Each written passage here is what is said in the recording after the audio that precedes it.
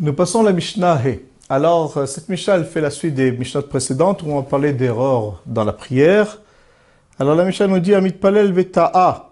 Quelqu'un qui prie, qu'il s'est trompé. Siman Ra Lo. C'est un mauvais signe pour lui. Ça veut dire que s'il s'est trompé, alors on voit ici un signe du ciel que Akadosh Baruch Hu n'est pas content de sa prière. Vim Shaliach Tziburu. Et si c'est un ministre officiant, ça veut dire que c'est le Chazan, celui qui quitte la communauté de la prière.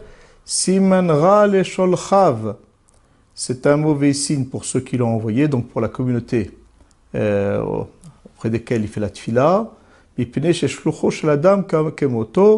Parce que l'envoyé, le délégué d'un homme, c'est comme lui-même. Donc, comme c'est eux, ils l'ont envoyé, alors s'il s'est trompé, c'est comme si que c'est un mauvais signe pour toute la communauté, c'est-à-dire qu'Akadosh Baruch Hu n'est pas content de leur prière.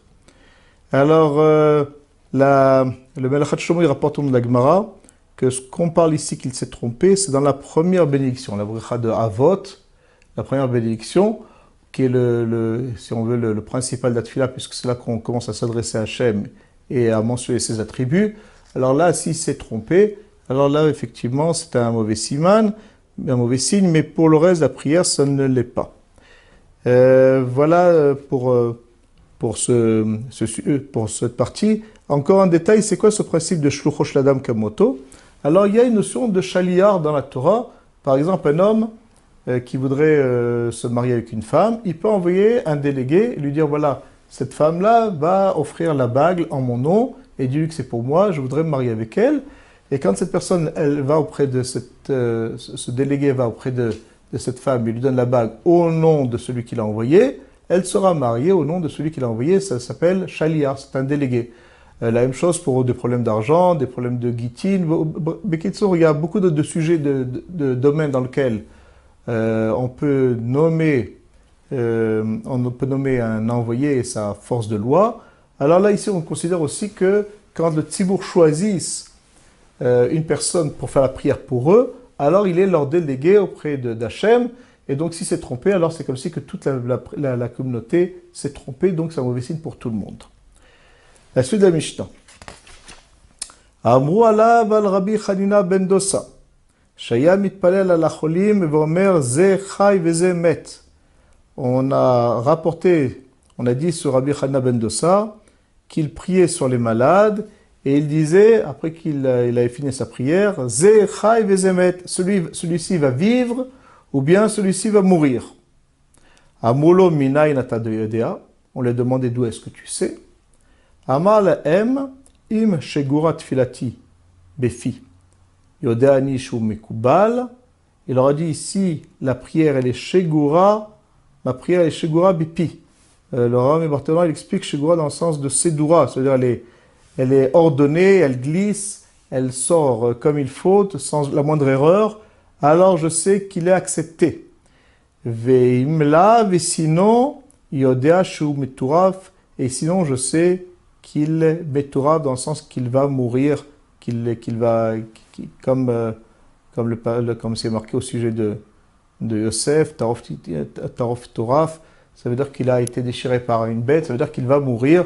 Donc, voilà le siman, le détail qu'il avait dans sa prière. Rabbi Chanina ben Dosa, qui était un très grand personnage, et qui était le délégué de beaucoup de Tanaïm, la Gemara rapporte plusieurs actions où on voit que des Tanaïm avaient leurs enfants qui étaient malades et qui lui ont demandé de prier.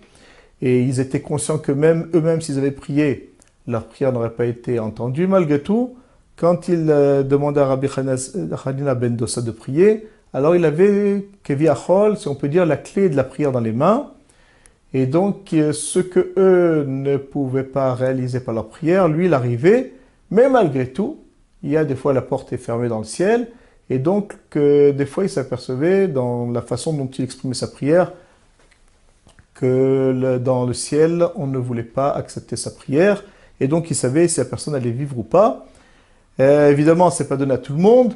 Mais pour Rabbi Chanina ben Dosa, comme c'était un très grand personnage, on l'appelle dans la Gemara comme un serviteur devant Hachem, c'est-à-dire qu'il pouvait se présenter comme il voulait, comme quand il voulait devant Hachem, alors il savait pertinemment quand la personne allait vivre ou mourir.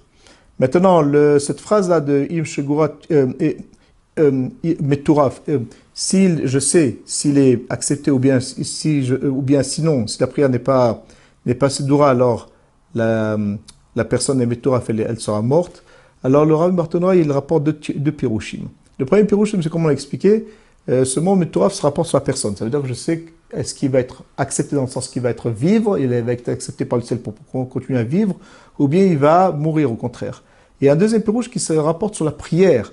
Est-ce que la prière elle va être acceptée ou est-ce que la prière va être déchirée dans le sens qu'elle va être perturbée, elle ne va pas être acceptée.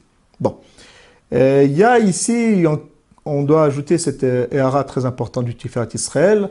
Nos sages, ils ont dit qu'on ne doit pas dire sur quelqu'un, il va mourir.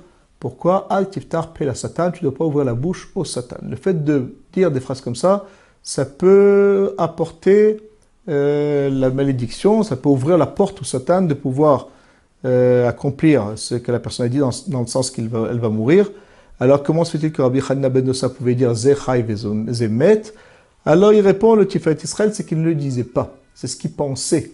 Seulement, quand on attendait ses réactions, on voyait qu'il ne disait pas que tout allait bien, ou on voyait dans ses expressions, alors on comprenait qu'en fait, la personne n'allait pas vivre, et on en disait donc qu'il va mourir, mais il ne l'exprimait pas par sa bouche, c'est ce qu'il dit le Tiferet Israël. Voilà pour l'explication de cette Mishnah.